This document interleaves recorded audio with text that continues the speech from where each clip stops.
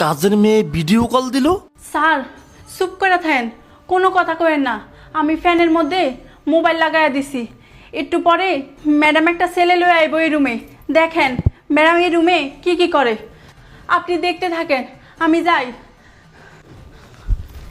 কিরে তোমার বেডরুমে কি করিস?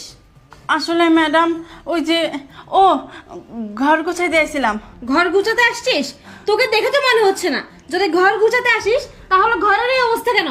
আর তোকে আমি একদিন বলেছি না, আমি না বলা পর্যন্ত তুই আমার এই বেডরুমে ঢুকবি না, তাও কেন ঢুকলি? আচ্ছা ম্যাডাম, আর আসবো না। তাছাড়া এই টোল এখানে কেন? হ্যাঁ, ঘর গুছাবি তো টোল এখানে কেন?